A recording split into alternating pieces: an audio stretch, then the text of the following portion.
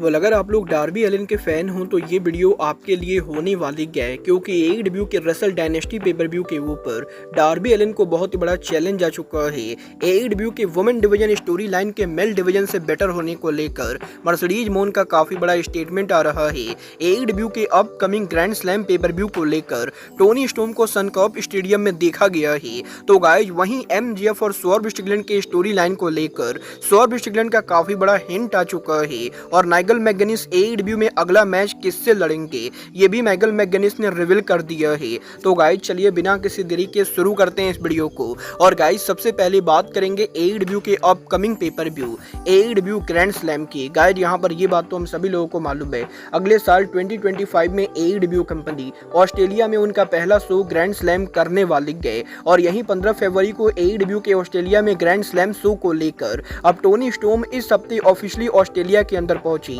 जहां पर Tony storm ने ऑस्ट्रेलिया के अंदर ESPN के ऊपर यहां पर उनका इंटरव्यू दिया। और गाइस टोनी स्टॉर्म का ये इंटरव्यू टोनी स्टॉर्म यहां पर सनकॉर्प स्टेडियम के अंदर से देते गए, जहां पर टोनी स्टॉर्म बेसिकली AEW के ग्रैंड स्लैम को ऑस्ट्रेलिया में लोकल न्यूज चैनल के ऊपर प्रमोट करते गए। और गाइस टोनी स्टॉर्म यहां पर ये कंफर्म करते गए कि AEW के ग्रैंड स्लैम के ऊपर वो यहां पर शो पर होने वाली गए और टोनी स्टॉर्म ये भी टीज करते गए कि AEW के ग्रैंड स्लैम के ऊपर वो पॉसिबली यहां पर मरिया मे को दोबारा चैलेंज करेंगी। वेल देखना बहुत ही दिलचस्प होने वाला है कि AEW के ग्रैंड स्लैम को लेकर AEW के ऑफिशियल मीडिया प्रमोशन स्टार्ट करने के बाद आखिर AEW के ग्रैंड स्लैम की फाइनल टिकट सेल कितनी होती है। बट गाइज चलिए फिलहाल आगे बढ़ते और बात करते हैं नाइगल मैकगेनिस की। गाइज यहाँ पर ये चीज तो हम सभी लोगों ने देखी, AEW के ऑल इन पेपर व्यू के ऊपर नाइगल मैकगेनिस ने 13 सालों के बाद उनका इन रिंग रिटर्न किया और यही नाइगल मैकगेनिस के इन रिंग रिटर्न करने के बाद अब नाइगल मैकगेनिस ने उनके लेटेस्ट इंटरव्यू के अंदर AEW में पॉसिबली यहां पर फ्यूचर मैचेस को लेकर बात की।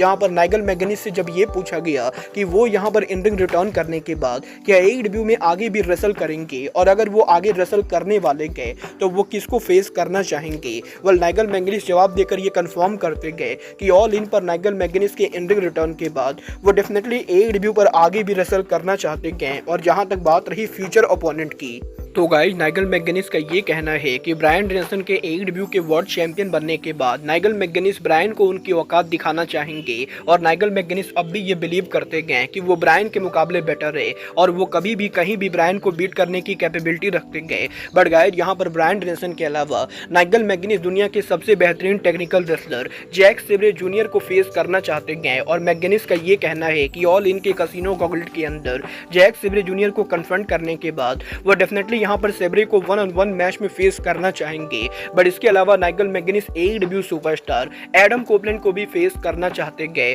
वेल देखना बहुत ही दिलचस्प होने वाला है कि AEW के अंदर नाइगल मैकगेनिस इन तीनों में से किसी को फेस करते हैं या नहीं। बट गाइज चलिए फिलहाल आगे बढ़ते और बात करते हैं मर्सिडीज मोन की। वेल गाइज इस हफ्ते मर्सिडीज मोन के लेटेस्ट ब्लॉग के ऊपर मर्सिडीज मोन ने AEW के स्टोरी लाइन को लेकर बात की, जहां पर मर्सिडीज मोन का ये कहना है कि मर्सिडीज मोन के AEW में आने से पहले AEW के मेल डिवीजन की स्टोरी लाइन वुमेन डिवीजन से काफी बेहतरीन होती थी। बट मोन ये बिलीव करते गए कि जब से वो AEW के अंदर आई गए तब से उन्होंने AEW की वुमेन डिवीजन की स्टोरी लाइन को काफी ज्यादा बेटर कर दिया है। और मर्सिडीज मोन का ये कहना है कि वो AEW के अंदर ना कि वुमेन डिवीजन में सिर्फ उनकी स्टोरी लाइन में क्रिएटिव लेवल पर काम करती गए, बल्कि वो AEW के वुमेन डिवीजन के अंदर हर वुमेन की स्टोरी लाइन में क्रिएटिव लेवल के ऊपर इन्वॉल्व होती गए। और मर्सिडीज मोन बिना किसी शक के ये बोल सकती गए कि 2024 के एंडिंग के ऊपर AEW की वुमेन डिवीजन की स्टोरी लाइन मेन डिवीजन के मुकाबले बेटर है। और मर्सिडीज मोन ये बिलीव करती गए कि अगले साल AEW की वुमेन डिवीजन की स्टोरी लाइन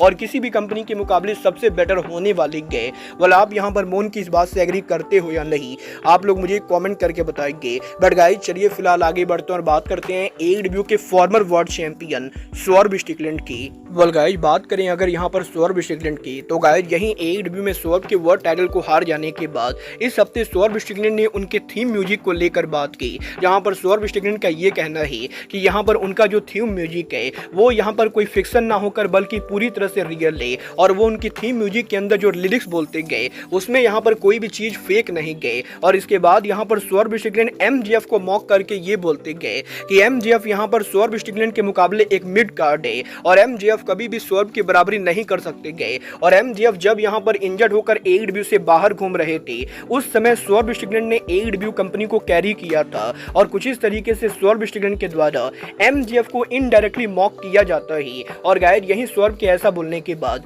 रिसेंटली यहाँ पर MJF की गर्लफ्रेंड ने भी सोशल मीडिया के ऊपर MJF का एक वीडियो अपलोड किया, जिस वीडियो के अंदर MJF यहाँ पर सौरभ स्टिग्लन का थीम म्यूजिक सिंग कर रहे थे और सोशल मीडिया के ऊपर जिस तरीके से ये दोनों रेसलर लगातार एक दूसरे पर शॉट ले रहे गए, देखना ये दिलचस्प होने वाला है कि क्या AEW कंपनी अब यहाँ पर आगे MJF और सौरभ स्टिग्लन की स्टोरी लाइन बनाती है या नहीं। वेल डेफिनेटली AEW के अंदर अगर यहाँ पर MJF और सौरभ फेस टू फेस आते गए तो ये यहाँ पर AEW की one of the best story line हो सकती है, क्योंकि ये दोनों रेसलर प्रोमो और इन रिंग दोनों मामले में काफी ज्यादा बेटर है। बट गाइस चलिए फिलहाल आगे बढ़ते और बात करते हैं NJPW सुपरस्टार जैक ली की। वेल अगर आप लोग जैपनीज रेसलिंग को फॉलो करते हो तो आपको पता होगा NJPW के इस साल के जीवन क्लाइमेक्स के पहले प्रो रेसलिंग नोवा सुपरस्टार जैक ली ने बुलेट क्लब को ज्वाइन किया था और जैक ली के बुलेट क्लब को ज्वाइन करने के बाद उन्होंने यहाँ पर इस साल के जीवन क्लाइमेक्स के ऊपर भी कम्पीट किया। बट गाइस यहाँ पर जैक ली के जीवन में कम्पीट करने के बाद भी वो यहाँ पर प्रो रेसलिंग नोवा को रिप्रेजेंट कर रहे थे, क्योंकि वो यहाँ पर नोवा के कॉन्ट्रैक्ट के अंदर थे।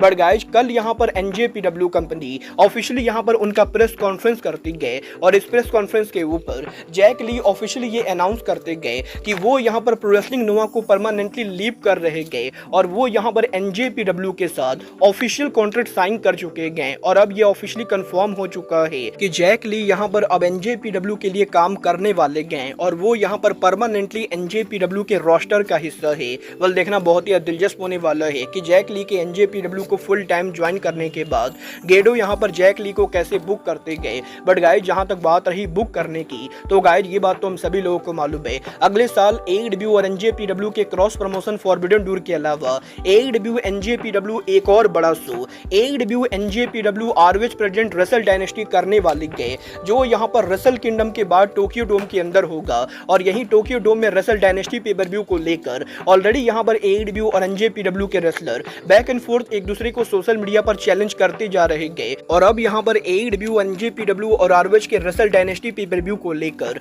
NJPW के एक और सुपरस्टार ने AEW के एक बड़े रेसलर को चैलेंज कर दिया है और ये रेसलर और कोई नहीं बल्कि ताइजी इशिमोरी गए। गाइस यहाँ पर NJPW के former multi time junior heavyweight champion Taiji Ishimori इस हफ्ते टोक्यो स्पोर्ट में उनके लेटेस्ट इंटरव्यू के अंदर रेसल डायनेस्टी पर कम्पीट करने को लेकर बात करते गए, जहां पर ताइजी इशिमोरी से जब ये पूछा जाता है कि वो यहाँ पर अगले साल टोक्यो डोम के अंदर AEW versus ROH versus NJPW के अंदर AEW के किस रेसलर को फेस करना चाहेंगे, तो ताइजी इशिमोरी जवाब देकर ये कहते गए कि वो यहाँ पर डार्बी एलन को फेस करना चाहते गए। और ताइजी इशिमोरी लंबे टाइम से AEW के अंदर डार्बी एलन के मैचेस को देख रहे गए और ताइजी ये बिलीव करते गए कि टोक्यो डोम के अंदर ताइजी इशिमोरी और डार्बी एलन का मैच पॉसिबली यहाँ पर मैच ऑफ द ईयर बन सकता है। और वो ये होप करते गए कि अगले साल रेसल डायनेस्टी के ऊपर उन्हें यहाँ पर डार्बी को फेस करने का मौका मिलेगा। वेल मैं यहाँ पर डेफिनेटली अगले साल रेसल डायनेस्टी के ऊपर ताइजी इशिमोरी और डार्बी एलन का ड्रीम मैच देखना चाहूंगा। वेल आपको क्या लगता है, रेसल डायनेस्टी के ऊपर